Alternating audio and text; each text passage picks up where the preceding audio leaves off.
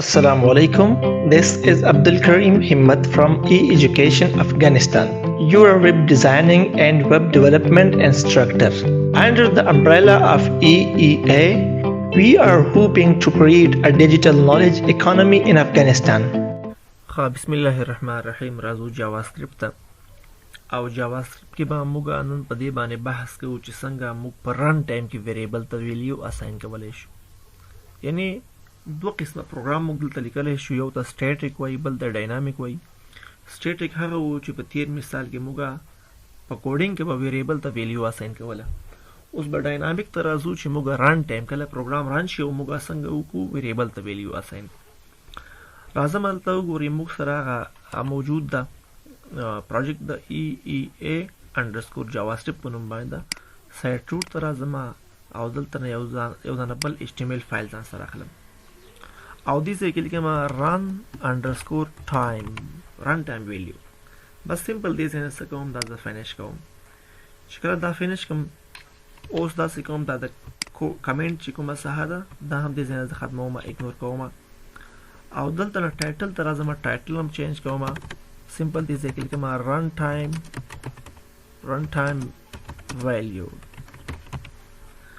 او ګوره ما تاسو ته مخکې ویلي چې JavaScript موږ په هره برخه کې استعمالولی شو.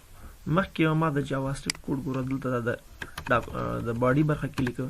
اوس راځم د باډي برخه کې د JavaScript کوډ نه لیکم، د هیډ برخه کې راځم. دا ګوره ښکاري دې سایه ته راځم دلته JavaScript کوډ ځان سره لیکم.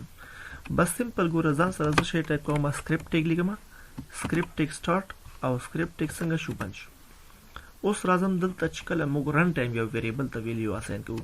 ګوره مخکې خو موږ داسې کوله وار ویریبل به مو واخیسته A په نوم باندې او دلته به مو ویلیو ورته اساین کړه. فرض مثال 12 دا خو سټاټیک فارمټ ده. زه غواړم چې نه په رن ټایم کې ویلیو څنګه کوم اساین کړم. نو بیا به د هغې دپاره څه کوم داسې به کوم دلته یو بله فنکشن موجود ده د پرامپټ په نوم باندې. څه په نوم باندې؟ پرامپټ په نوم پرامپټ. او دا وګوره داسې یو پرمټ ته چې دا موږ ته یو ټیکس باکس پرمټ کې څنګه ده موږ د ټیکس باکس پرمټ کې ویلیو اخلي. فرض مثال زه دې ځای کې سټرینګ ټایپ کوم چې انټر ویلیو فارورډ فار A. دا ویلیو به د A لپاره راځي. یو بل ویریبل هم سمپل ځان سره اخلم د B په نوم باندې او دې ځای کې ځان سره لیکم پرامپټ دلته هم لګوم. ګوره پرامپټ چې موږ د یو کوم ټیکس باکس پرمټ راشي ویلیو موږ د څنګه دلته والي او دې ځای کې لیکم څه انټر ویلیو فارورډ فار B. اوس د دې سم چې پیدا کوم نو ګوره ځان سره یو بل ویریبل اخلم د وار څه په نوم باندې سم په نوم باندې او دې ځای کې لیکم A پلس وټ پلس B. که زه سمپل راشم او دلته نه دا سم ځان سره الرټ هم کوم. الرټ یعنی شو مطلب کنه څه شی سم کنټرول S. نو ګوره دا به یو پرمټ کې خو ریزلټ به ډېر صحیح نه وي. بیا به تاسو ته وروسته دا طریقه زه وښایم چې څنګه دې ریزلټ صحیح شي. دا لومړی دې ځای زه رن کوم.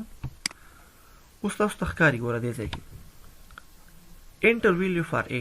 دا هماغه میسج د سټرینګ پرمټ میسج چې ما پاس کړی. راځم دې ځای کې لیکم څه 12 یو ویلیو 12. بیا د B دپاره ګوره دغه ویریبل هم چینج شو دلته هم لیکم 12.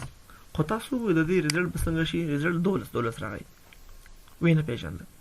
نو د دې دپاره چې دا وپېژني دا ګوره اوس از سټرینګ پرمټ پېژني او د دې دپاره چې موږ داسې لکه د C او C++ په اصطلاح باندې درته وایم چې نمبر پرمټ یا د انټیجر پرمټ یې وپېژني نو د هغې دپاره بیا ضرورت دې ته ده چې موږ څه وکړو دا انټیجر ته کنورټ کړو او د کنورټ دپاره دلته یو بله فنکشن موجوده ده چې هغه ته وایي دې ځای کې راځم زه سمپل پارس INT او دا قوس به ګوره دلته لګوي. ګوره دا قوس د دې پارس INT فنکشن سټارټ او دا څنګه شو دلته بند. همداسې به دې ځای ته راشم دلته به هم سمپل ځان سره زه ولګوم څه پارس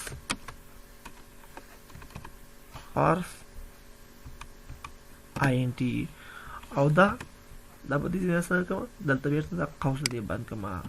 نو دغه اوس چې دوی دا ویلیو از نمبر پرمټ از سټرینګ پرمټ پیژندله دا به اوس از نمبر پرمټ څنګه شي وپېژندل شي او دواړه به یو د بل سره څنګه شي ایډ شي. سمپل راځم دې ځای نه او دا ریفریش کوم. چې کله ریفریش کوم بیا تاسو پوهېږئ. اوس ګوره اوس ماته وایي انټر ویلیو فار A. د A دپاره ویلیو انټر کړه. فرض مثال زه راځم څه انټر کوم 50 او دې نه وروسته ګوره بیا وایي انټر ویلیو فار بي د بي دپاره هم 50 انټر کوم. اوس چې کله ګوره تاسو اوکې کوم تاسو ګورئ سل شو. مخکې به ګوره دا داسې پېژندل لکه کنکټنیټ او ویلیوګانې به یې دواړه څنګه کولې سره یو ځای کولې، خو اوس دا ویلیو څنګه شوله ګوره سره یو ځای شوله ایډ شوله که ده ایډ. کنکټنیټ نه مطلب دا تبدیل شو چاته ایډ ده. نو دا د پارس آی ان ټي دا فنکشن دا بیلټن په خپله باندې یو فنکشن ده او موږ یې څنګه کنسیډر کوو چې دا فنکشن ده. د دې مخې ته دا قوس راغلی ده. نو چې دا قوس راغی او ځینې نور رولز هم دی د فنکشن تاسو به پوهېږئ چې دلته څه شی واقع شوی ده فنکشن واقع شوی ده. اوس خو دا ما جمع وکړه ده تاسو کولی شئ همدې باندې ضرب هم وکړئ. فرض مثال زه راځم دې سایې ته یو بل ویریبل ځان سره اخلم د څه په نوم باندې د ام یو ایل په نوم باندې او هغې ته څه اساین کوم a ملټیپلای بای وټ بای b. اوس ضرورت دی دلته که نه چې دلته څه شی ولیکم دا ځان سره پرنټ کړم. نو راځم څه لګوم الرټ بکس نه استفاده کوم الرټ میسج هم ورکوم د string permit message ده که نه the mul of a and b is مساوي څه شی دې سره کنکټنیټ کوم MUL او دلته به راشم دې سره به هم دا string permit message یو ځای کوم. دلته به ولګوم the sum of a and b is مساوي. اوس کنټرول اس کا او سمپل راشه دې ځای دا ریفرش چې کله ریفرش کوم جمع او ضرب د دواړو څنګه شي موږ ته شو شي. ګوره انټر ویلیو فار a ویریبل د a د کنه موږ ته معلومات کی راځم سمپل 12 لیکم. انټر ویلیو فار b ویریبل د b د کنه دې لپاره راځم په مثال لاس لګوم. نو چې کله ګوره دا اوکې کما سمیشن د لاس او 12 کې 22 کی او چې کله سره ضرب کې یو سلو شل کی. نو دا دې ته ورته څومره مثالونه شي دي د فرم په مثال باندې تاسو بیا څنګه کولای شئ حل کولای شئ. بیا ګورئ وروسته چې موږ لږ ایډوانس شو هلته بیا موږ څه شی استعمالوو ټیکسټ بکس نه به استفاده کوو. ټیکسټ بکس نه به ویلیو موږ ګیټ کوو هغې باندې مختلف قسمه پروسس څنګه ده انجام کوو. خو دا ستاسو د دې دپاره چې کنسپټ مو یو اندازه کلیر شي او د جاوا سکرپټ په مرسته باندې موږ څنګه کولی شو چې ویلیو څنګه کوو رن ټایم پې ویریبل ته اساین کړو. نو دا د هغې څنګه ده طریقه ده. تاسو ورباندې نور مثالونه مال کولی شئ. انف فار ټوډے نیکسټ کلاس دپاره به فردر مخ په وړاندې باندې ځو.